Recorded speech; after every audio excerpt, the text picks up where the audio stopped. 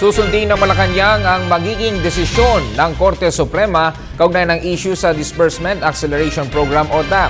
Ayon kay PCOO Secretary Sunny Coloma, naipatupad ang mga programang nakapaloob sa DAP. Kabilang dito ay ang mga kampanya laban sa kahirapan at pagpapaunlad ng ekonomiya ng bansa. Nag-uunat si Rocky Ignacio mula sa Malacanang. Live. Maraming salamat, Ralph. Irerespeto nga ng Malacanang kung ano man ang magiging desisyon ng Korte Suprema kaugnay sa implementasyon o sa legalidad ng Disbursement Acceleration Program. Respeto ng Malacanang kung ano man ang magiging desisyon ng Korte Suprema sa usapin ng Disbursement Acceleration Program o DAP. Sinabi ito ng Palasyo sa pagpapatuloy ng pagtalakay ng Korte Suprema sa legalidad ng implementasyon nito. Kinakailangang igalang natin kung ano man ang pagpapasya ng Korte Suprema. Dahil tumatalima tayo sa prinsipyo ng ating saligang batas, we are a government of laws and not of men. Kailangan po igalang natin ang pasya ng ating Korte Suprema. Igalang natin ang rule of law sa ating bansa. Sinimula ng pagtalakay sa legalidad ng DAP sa harap na rin na mainit na usapin ng pork barrel scam. Nauna nang ipinahayag ng Palasyo na naisakatuparan na ang mga programa sa ilalim ng DAP. Kung maaalala natin, noong nakaraang taon, ika-30 ng Oktubre, nagpahayag ang Pangulo sa pambansang telebisyon na mahalaga yung Disbursement Acceleration Program sa pagpapabilis ng paglago ng ating ekonomiya. Kaya nga tinawag na Disbursement Acceleration para pabilisin yung daloy ng pondo at ilagak ito sa mga proyektong magkakaroon ng agarang benepisyo sa mga mamayan at sa ekonomiya.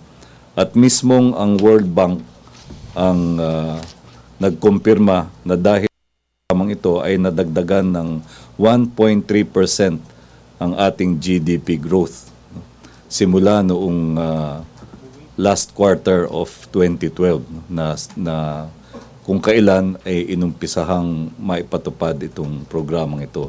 Kaya hihintay natin ang pagpapasya ng ating Korte Suprema at alalahanin din natin kung ano ang pangunahing dahilan kung bakit ito isinagawa. Samantala, pinabulaanan naman ng Palasyo na ang serye ng mga inilalatag na programa ng pamahalaan na may kaugnayan sa 2016 presidential elections. Git ng kalihim, ginagamit ang pondo ng gobyerno sa kampanya kontra kahirapan at pagpapabuti ng ekonomiya ng bansa alinsunod sa Philippine Development Plan o PDP.